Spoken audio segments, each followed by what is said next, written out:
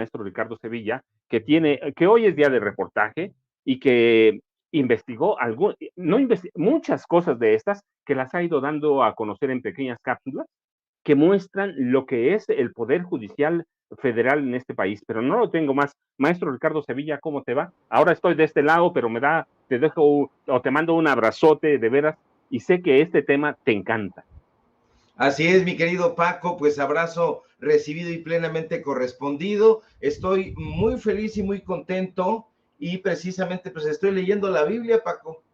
Es real, estoy leyendo la Biblia. ¿Y sabe por qué estoy leyendo la Biblia? Porque estoy leyendo precisamente el apartado de jueces. Estoy leyendo el libro de jueces porque, mi querido Paco, te cuento y le comento a la audiencia de Sin Censura que estoy escribiendo un libro precisamente sobre los jueces.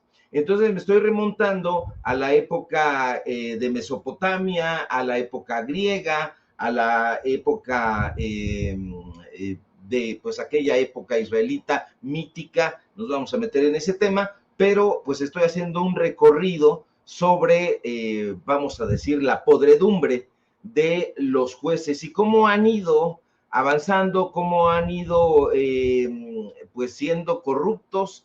Entonces voy haciendo ese recorrido, mi querido Paco, iniciamos apenas, pero pues ya vamos a paso firme, justamente pues para tratar de entender un poquito la génesis de esos personajes que han sido a lo largo de la historia bastante siniestros.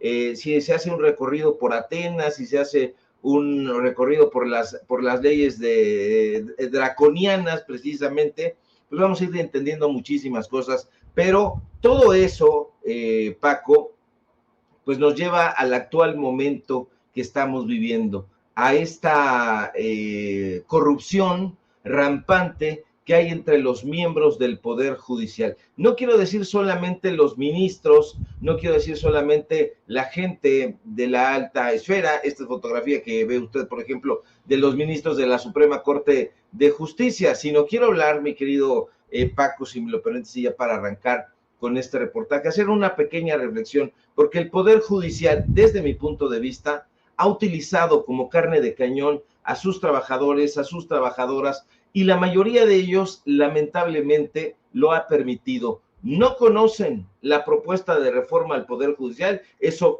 me queda claro, estoy convencido de eso, porque no han argumentado nada de lo que tiene que ver con esa propuesta que está por ahí, que está circulando y que si hay curiosidad, y ojalá la hubiera, pues se puede revisar. Ahora, no conocen la propuesta de reforma del Poder Judicial y esa ignorancia, Paco, ha propiciado que los ministros, que los magistrados, que los jueces se aprovechen de la situación. Los líderes, porque hay un grupo de líderes que se esconden detrás de este paro, les están diciendo que la reforma afectará su fuente laboral y ellos lo creen a pie juntillas.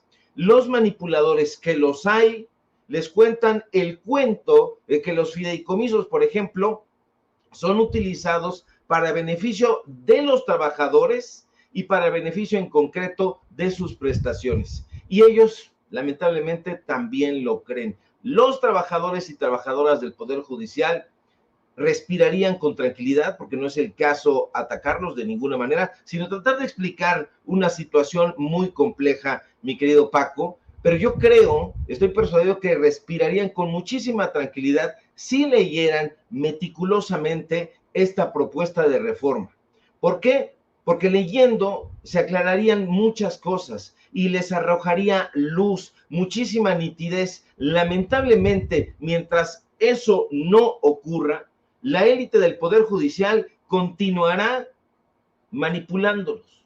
Yo le voy a decir a usted una serie de datos duros, que es como se llama este pequeño espacio que tenemos acá en Sin Censura, con el fin de documentar un poquito más, como decía mi querido Paco Cruz, pues en estas cápsulas, un poquito más sobre las corruptelas que se llevan a cabo en ese Poder Judicial. Y en esta ocasión, Paco, tiene que ver con las donaciones millonarias que el Poder Judicial, a través de la Suprema Corte de Justicia, ha realizado muy campantemente asociaciones civiles que, vaya paradoja constreñida, diría el poeta, están en manos, en garras precisamente, de los propios jueces, de los propios magistrados y de los propios ministros del Poder Judicial. Si eso no es un conflicto de interés, usted me lo explica a mí, porque desde mi punto de vista es de esa manera. Ahí le van los datos duros. Entre 2023 y lo que va de este 2024,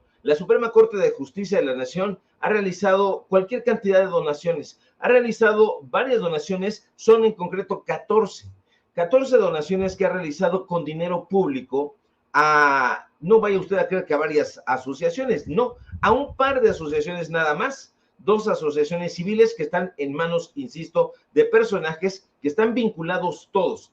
En primer lugar, Paco le ha hecho donaciones a Fundación UNAM, y a la Asociación Mexicana de Impartidores de Justicia. Esta Asociación Mexicana de Impartidores de Justicia, hay varias asociaciones, pero esta en específico ha estado trabajando y apoyando una narrativa muy golpista en contra de la reforma al Poder Judicial. Usted va a ver que por obvias razones. Esto da un total de 18,172,862 pesos, donaciones a la Fundación UNAM. Ahora, y donaciones a esta asociación. De ese total, la Suprema Corte de Justicia de la Nación donó 11,400,000 pesos a la asociación de la UNAM, esta FUNAM, con el supuesto, hay varias fundaciones, por cierto, en la UNAM, no es solamente una, hay, para infortunio de los alumnos de la comunidad universitaria, varias. Ahora, supuestamente estos 11 millones, más de 11 millones de pesos, Paco, tenían el objetivo de destinarlos para becas a estudiantes de la Facultad de Derecho, no de otra carrera, para nada, no de otra disciplina, no, solamente para alumnos, para alumnas de la Facultad de Derecho. Se trata de 5 becas que son dadas única y exclusivamente a los estudiantes de esa facultad, de la Facultad de Derecho, cuyos profesores, usted lo sabe, están íntimamente vinculados al Instituto de Investigaciones Jurídicas de la UNAM. Le nombro las becas para mayor precisión. Becas de excelencia académica, se llama Generación Independencia Judicial 2023, yo lo pondré entre comillas. Otra, becas Generación Gran Espíritu Universitario, becas Generación Gran Reforma Judicial, becas Generación Igualdad de Género y becas Generación Gran Reforma Judicial. Todas esas becas, mi querido Paco, de acuerdo con testimonios de los propios alumnos y alumnas de esa facultad, de la Facultad de Derecho de la UNAM, nos dicen que solo pueden ser recibidas si vienen acompañadas del impulso de ciertos profesores. Es decir, si son recomendados. En esa facultad, insisto, en la de Derecho de la UNAM, usted lo sabe muy bien, imparten clases o por ahí tienen alguna plaza, parece que de aviadores, porque ahí están también los testimonios y las pruebas, imparten ahí clases personajes como Ricardo Monreal, como Lorenzo Córdoba y otros vinculados, insisto, al Instituto de Investigaciones Jurídicas. Esos personajes, usted también lo sabe, de acuerdo con testimonios de los propios alumnos, van eligiendo a los estudiantes, cuando van, no los estudiantes, sino estos sujetos, van eligiendo a los estudiantes, a los perfiles que los acompañen para acompañarlos, para formarlos, para reclutarlos y formar su propio círculo. Pero no son los únicos donativos, además, Paco, que ha dado la Suprema Corte de Justicia, que es muy dadivosa, pues como no es su dinero, pues es muy dadivosa. La Suprema Corte de Justicia ha realizado donaciones también a esta asociación, que hoy está pues prácticamente alentando desde sus espacios a que vayan a paro en el Poder Judicial. Acuérdense que ahorita todavía no está y así ahí, no se sabe a ciencia cierta qué es lo que está sucediendo, porque están los candados ya en el Consejo de la Judicatura, que está aquí enfrente de la estación Tapo, la estación de autobús de Oriente, a un costado prácticamente de la Cámara de Diputados. Ahí están colocados ya candados, pero en la Suprema Corte de Justicia, pues hay movilizaciones, hubo movilización en la mañana, en otros lugares, pero están todavía los ministros magistrados sin posicionarse por lo menos claramente. Ahora bien, Esta donación que le hacen a esa asociación es por más de 6 millones de pesos, Paco, son 6,772,862 pesos. Dicen ellos que para financiar acciones en favor de la impartición de justicia. Usted está viendo estos como pequeños videos que está poniendo mi querido don David, para que vea que ahí están los contratos. Ahora, lo más beneficioso de todo es que este consejo directivo de esa asociación está integrado, encabezado, mejor dicho, por el ministro Jorge Mario Pardo Rebolledo.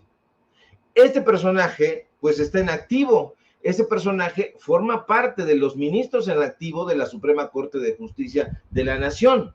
Pero también está ahí la consejera Eva Verónica Guibé Zárate. Está ahí nada más ni nada menos que la magistrada presidenta del Tribunal Electoral del Poder Judicial de la Federación, Mónica Aralí Soto Fregoso. Y si nosotros vamos revisando ahí, nos vamos a ir encontrando a una serie de personajes, mi querido Paco, que están en activo. Y entonces, desde mi punto de vista, esto obedece a conflicto de interés. ¿Por qué? Porque ellos mismos solicitan la donación, porque así están los documentos, solicitan la donación, ellos dan la donación y finalmente, si no se quedan con el dinero, por lo menos ellos son los encargados de administrarlo. Entonces, eso pone en entredicho este tipo de donaciones. ¿Por qué? Porque estas organizaciones civiles, que están disfrazadas de fundaciones, pues están utilizando recursos públicos de manera discrecional. Los trabajadores están en la idea de que la extinción de los fondos y de los fideicomisos va a ser perniciosa para ellos. De hecho, estaba yo leyendo las notas de prensa y decían que pues una de las motivaciones de este paro de labores en el Poder Judicial era precisamente porque estaban en peligro sus prestaciones. No están en peligro sus prestaciones, mi querido Paco. Este paro de labores, donde ellos lamentablemente, y lo digo con todo respeto y con muchísima tristeza, están siendo utilizados como carne de cañón, no se debe a un conflicto laboral, no se debe de ninguna manera a violaciones de derechos laborales, es una movilización de corte estrictamente político.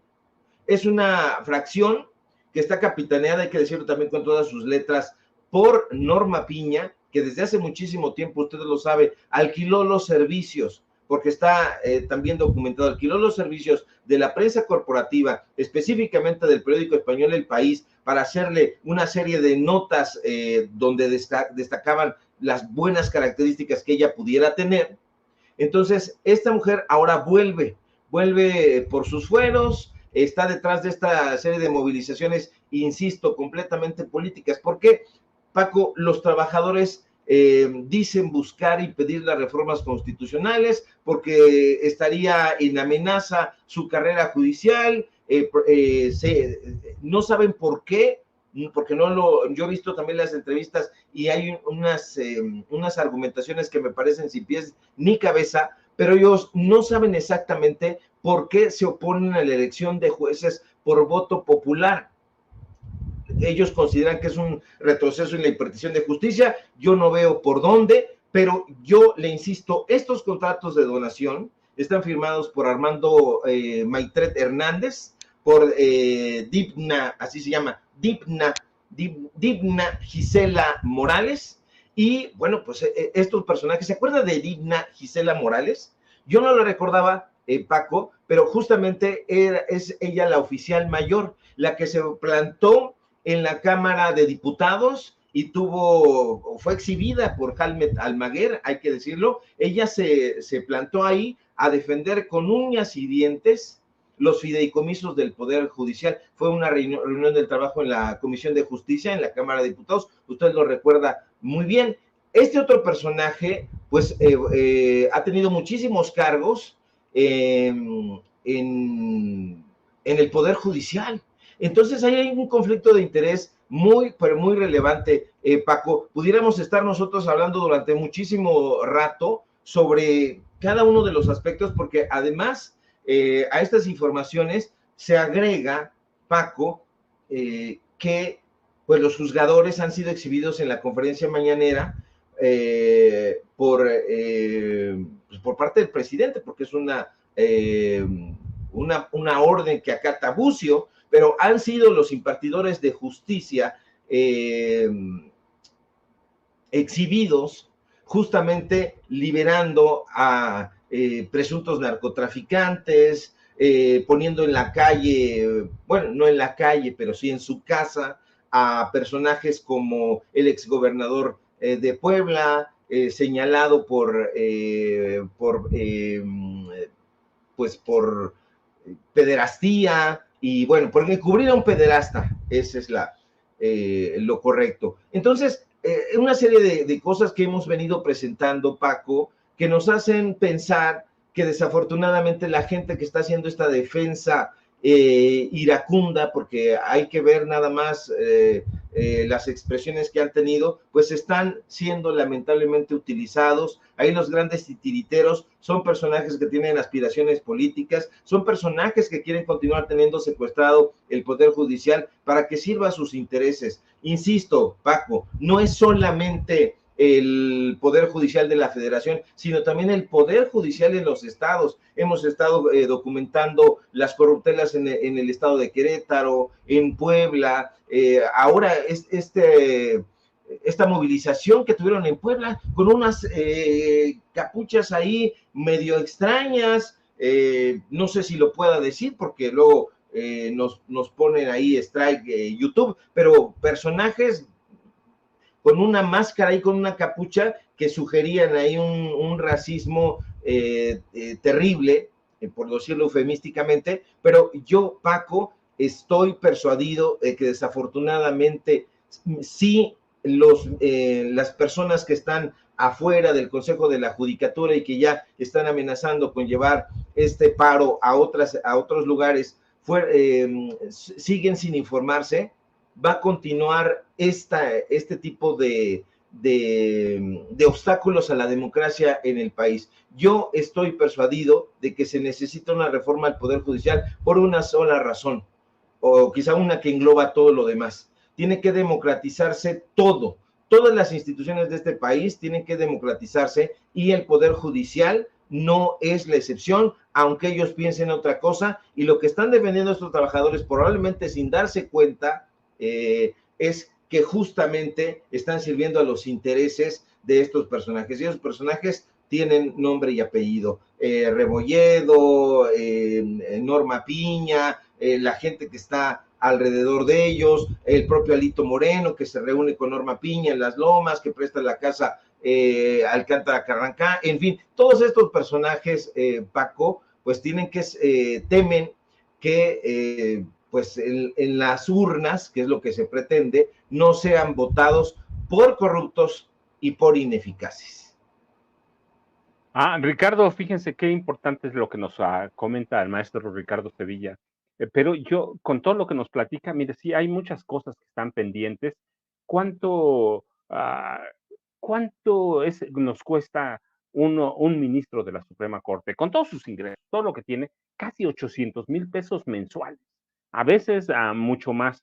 Pero, Ricardo, de pronto, con todo lo que platicas, lo que has documentado en otras intervenciones, es, por ejemplo, los empleados, los trabajadores piensan que los fideicomisos forman parte de sus prestaciones, y un fideicomiso en ninguna oficina de gobierno, no solo el Poder Judicial, el Poder Legislativo, los fideicomisos no deben formar parte de tus prestaciones. Eso es dinero que le sobra a un poder y que debía regresarlo a las arcas de la nación, ¿cierto?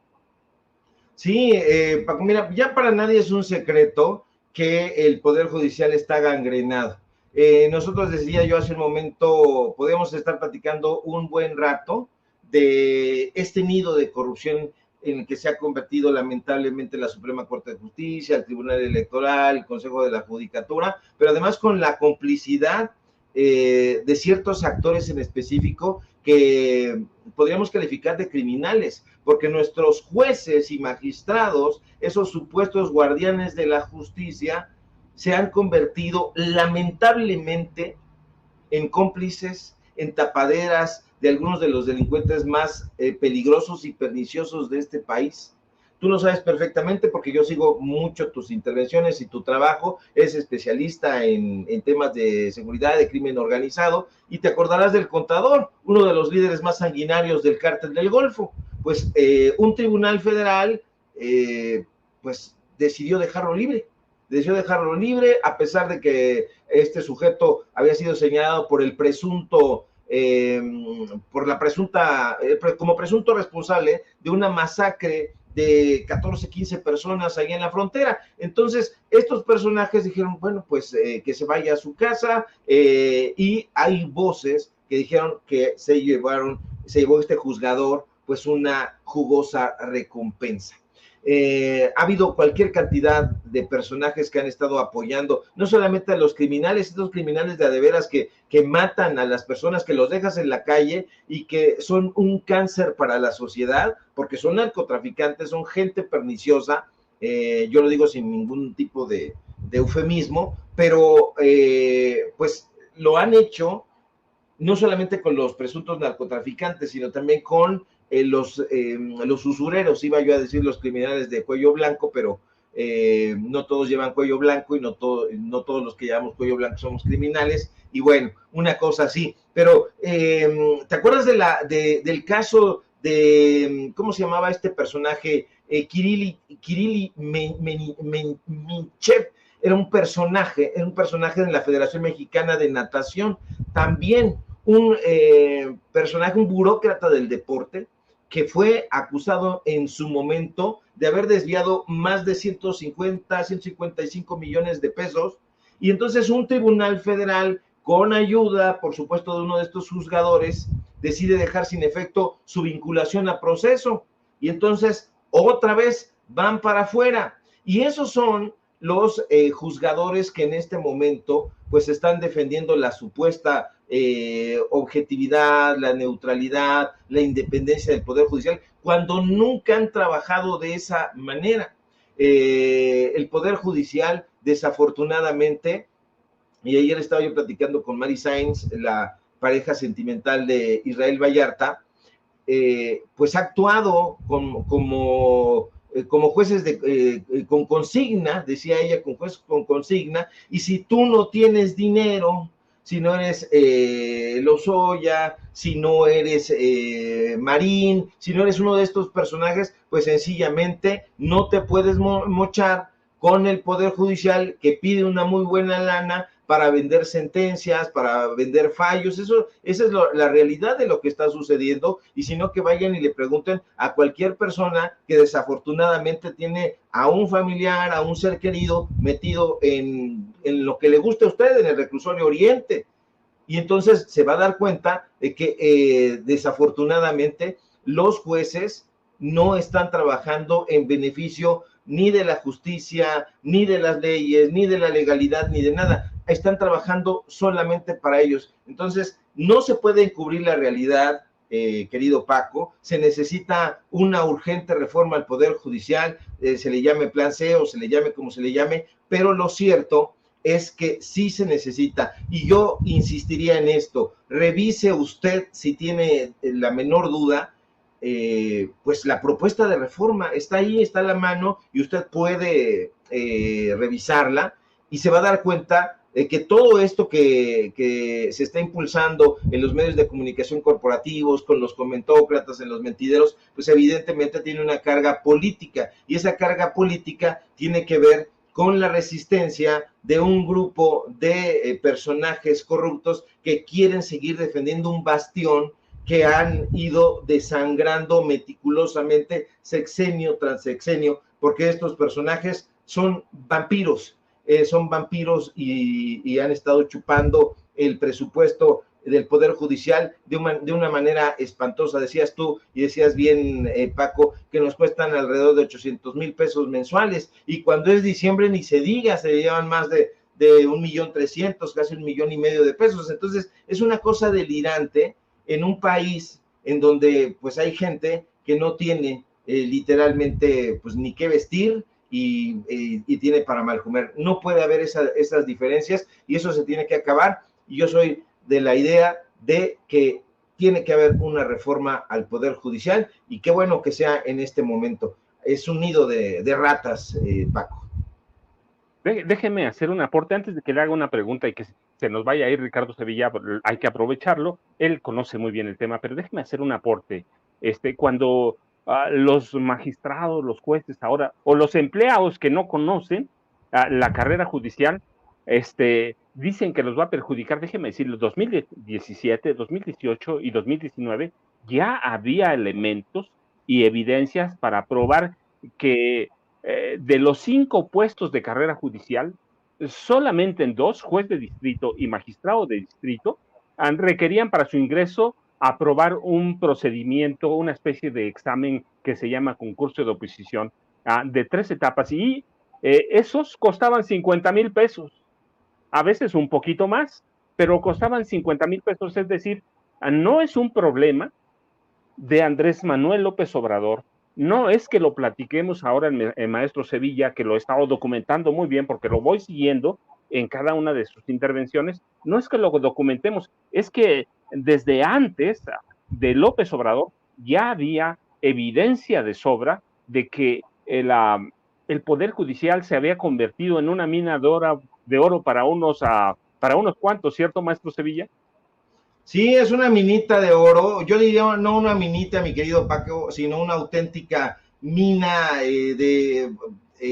donde estos personajes se han servido no con la cuchara grande, sino con el cucharón del pozole. Es una suerte de paraíso de lujos, de excesos, y entonces, pues, evidentemente lo quieren resguardar. Todo está vinculado, desafortunadamente. Estos personajes que están trabajando en el Poder Judicial de la Federación y en el Poder Judicial también en los estados, tienen una estrecha relación. Entonces viven en un mundo fastuoso donde la presidenta es vista como una especie de heroína porque está defendiendo ahí sus propios intereses, pero le da la impresión, gracias a la narrativa de los comentócratas, de que lo está haciendo por el bien del país, y me refiero concretamente a Norma Piña. Entonces ahí han hecho una guarida donde pues los gastos millonarios son moneda de uso corriente. Hemos estado documentando los gastos tremendos. Hicimos un reportaje donde uno de los ministros pues no quería que le pegara el sol. No quería que le pegara el sol, voy a decirlo burdamente, en la pelona. Y entonces mandó a poner una carpa. ¿Quién la pagó? La pagó el Poder Judicial, la pagó con dinero del presupuesto. Entonces pusieron una carpa ahí, se pagó muchísimo dinero por eso, lo documentamos, se lo presentamos aquí. Entonces han dilapidado muchísimo dinero. También han dilapidado dinero, pues, evidentemente, en impulsar a las voces, estas voces que se dejan apapachar, como la de Héctor Aguilar Camín y la de Enrique Krause, que pues han convertido también a la Suprema Corte de Justicia, que es uno de los últimos bastiones que les queda, como una minita de oro de donde ellos pueden ir sacando dinero, van chupando la ubre y de ahí sacan para que les compren la revista Letras Libres y Nexos, para que les hagan una compra de 1,5 millones por un documental, porque eso es lo que le pagan por documental a la empresa Clio de Enrique Krause. Entonces, son personajes que no van a querer renunciar fácilmente a esos lujos, y entonces, simple y sencillamente, pues yo me los imagino como una especie de personajes glotones, pantagruélicos, que están come y trague, porque además acuérdese usted que tienen vales para comida, pero esos vales de la comida no los ejercen porque no les importa ir al comedor, porque además tienen otros vales para comedores lujosos, para que puedan beber y comer opíparamente. En fin, personajes de ese tipo que tienen prestaciones de 58,000 pesos, toma 58,000 pesos mensuales para que tú te vayas y comas donde quieras. Oye, ¿quieres ver una serie? Sí, pero siempre y cuando sea de Clio. Y entonces compran las licencias a Enrique Krause feliz y contento, por 3 millones y cacho le pagó, casi 4 millones de pesos. Me acuerdo que en ese reportaje que publicamos y que por ahí debe estar en Paralelo 24, documentamos ahí cómo es que durante la presidencia de Norma Piña ya, Enrique Krause había recibido una serie de contratos para ser proveedor de una serie de servicios que uno pensaba inverosímiles, porque si tú quieres ver un documental, pues entonces prendes una televisión en la señal abierta o cerrada que tú quieras, en internet, y entonces ves el documental y no le cuesta nada. Bueno, pues aquí la Corte dijo, no, hay que pagar las licencias de uso de esos documentales y se las vamos a pagar en casi 4 millones de pesos a Enrique Krause, a la empresa de Enrique Krause. Entonces, evidentemente, estos personajes van a estar obstinados en defender ese bastión, no porque estén interesados en la aplicación correcta de la ley, en la persecución de delincuentes, sino simple y llanamente por algo más burdo, porque les interesa el dinero y de ahí emana el dinero, lamentablemente, no dinero de los ministros, de los magistrados, de los jueces, sino dinero del pueblo de México, porque precisamente es dinero del erario. Así que, pues, yo invitaría a la gente que integra el Poder Judicial, porque los he estado viendo ahí en las entrevistas y todo, que dicen una serie de cosas, mi querido Paco, que a mí, entre los líderes me suena metálico, y entre la gente que lamentablemente no sabe expresar pues sus ideas de manera muy concreta, pues me suena ignorancia. Entonces yo llamaría a que se relajaran un poquito, a que leyeran la iniciativa, a que pensaran, a que se documentaran, a que vieran los contratos, estos contratos que yo no me saco de aquí, de abajo de la mesa. No, son contratos que estos personajes han ido celebrando de una manera, pues, yo diría, me los imagino como unos gastalones del Renacimiento, mi querido Paco, porque han estado comprando una serie de tonterías. El otro día estaba yo viendo ahí una entrevista, si eso se puede llamar entrevista, de Norma Piña, donde le dice a una persona, hay una entrevistadora, que tiene un cuadro por ahí, un cuadro pues bastante gacho, he de decirlo, y entonces dice, es que este es el gran cuadro, y ahí lo anda paseando por todos lados, se lo lleva con Adela Micha no sabe cómo dirigirse a ella, le dice, me dirijo a ti, de usted, ¿cómo? La otra entrevistadora, ¿cómo me dirijo a ti?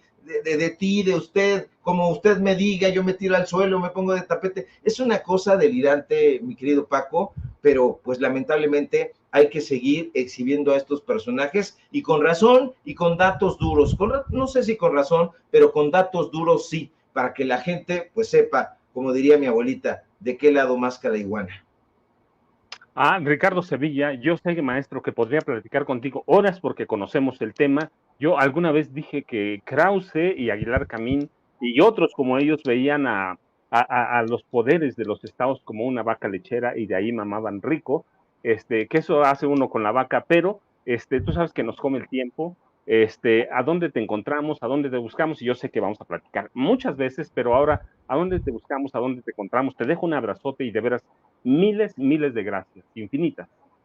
No, al contrario, mi querido Paco, gracias a ti. Fíjate que ya para cerrar, voy a balconear aquí a una amiga que me mandó y me dijo, ¿puedes utilizarlo? Porque estaba bueno el término.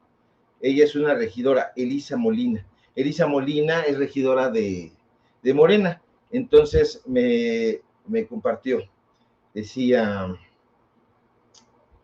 la frase: el Poder Judicial es la abeja reina de los poderes de la nación, está plagada de zánganos.